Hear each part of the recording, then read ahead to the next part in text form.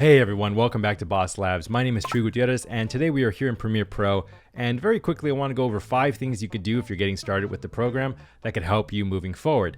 These are in no particular order, so let's go ahead and get started. The first one is RAM allocation. So if you go to Premiere Pro and you go to Preferences and you go down to Memory, you click that, you can see that you can adjust how much RAM is being used by your Adobe products and how much RAM is being used for other applications that your computer may be running. As you can see, currently I have 64 gigs of RAM installed in this computer, and I have 52 gigs of RAM reserved for my Adobe products, and I have 12 gigs of RAM reserved for anything else. But you can adjust this. You can say, hey, I want, 6 gigs of RAM allocated for everything else. And then it's gonna use 58 gigs or so for everything in your Adobe suite, as you can see here. We can go ahead and put that back to 12. For the most part, for this computer system, that seems to work for me. And you can also adjust whether you want this for performance or memory. Anyways, let's move on to number 2. Number 2 is set up autosaves. Now, I think automatically Premiere has autosave set for maybe every 20 minutes or so. I recommend doing maybe every 5, especially if you're getting started. And it's the same thing. You go to Premiere Pro, you go to Preferences, and then you go to autosave. Now I have something very extreme, or had something very extreme. I had every 2 minutes because I was working on this important project, and for some reason my program was crashing, had crashed twice, and I lost a little bit of work. So I had moved it over to 2 minutes. Now it's back at a 5. I might move that to 10 because I'm usually someone who's constantly pressing Command S to save my progress. But if you're just getting started, I recommend changing this to every 5 minutes, because if you quit the program without saving, the most you'll ever lose at any given time is 5 minutes of work.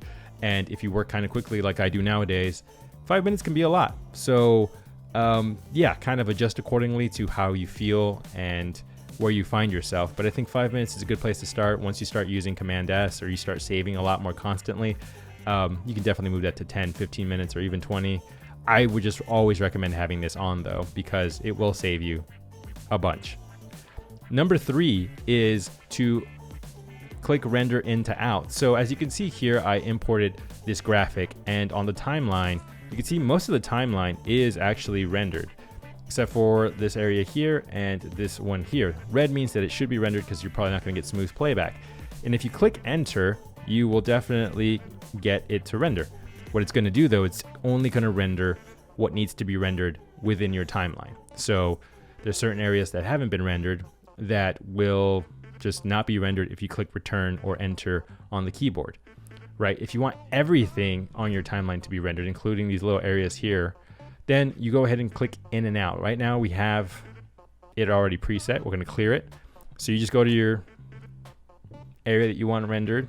We're going to click the whole thing because sometimes not everything's rendered. So we're going to go in and we're going to go out, and then we're going to go up to sequence, render in to out.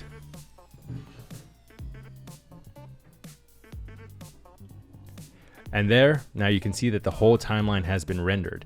So what this means is that you should be getting smooth playback, especially if you're using a slower system and you need to show this to your client or a friend.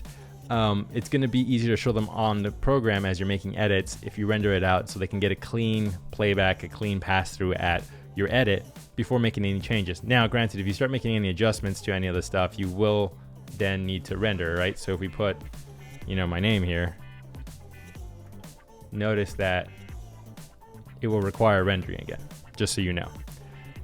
All right, let's move on to number 4. This one's really cool. You can copy stuff from other projects. So in Premiere, you can have more than one project open at a time. You can also have more than one sequence from one project open at a time, but we won't go into that. So say you have 2 projects open and you want to bring something in from a project you previously did. For example, maybe some graphics. So here we have a different project. As you can see here, there's project Thanks from Boss, and then there's the other one, Finley Hats, that we worked on. So let's say I go to Thanks from Boss and I have this graphic that pops up with my name, right? It should pop up once we turn it on. There it is. So say I want this, right? We're gonna go ahead and copy, and then we go to the other sequence that's in a completely different project, and we can paste it. Now what this is gonna do with the program, Premiere will do this by itself. It will then add a path line from this asset, wherever it is on your hard drives, to this project. So next time you open up the Finley project, this file will be loaded with it, even if you don't open up the other project that originally contained it. It says, hey, we're using this file from this project over to this one. Let me make sure that the program knows that it needs to look for this because we're using it in this project now. And it does that automatically. So especially if it's a graphic that's made in Premiere, that will automatically be saved in the project file for you. So you can definitely say, hey, I like the way the graphics came out for the last video. I don't want to relocate those on hard drives. Let me just open up the project, copy and paste it over, make some adjustments, and the program will automatically move that over for you when it comes to finding its files, which is really cool. So that also works for footage, right? If I want to get this clip from vice versa, let's say I want to get this clip of this hat and I want to copy and paste it. So if we go thanks from boss, it should pop up somewhere here eventually if I copy and paste it over the timeline.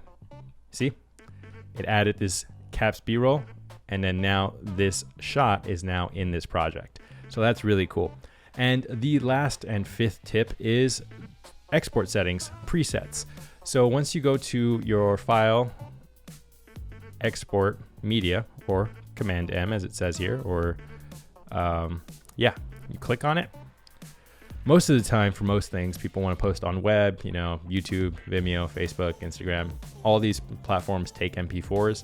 So under format, usually that's an H.264 as of now, very common.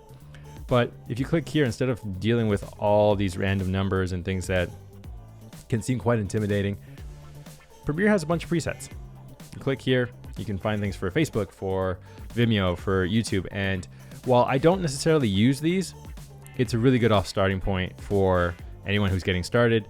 And you can, trial and error, click on some, export, see what it looks like, see how it behaves. That's how we learn.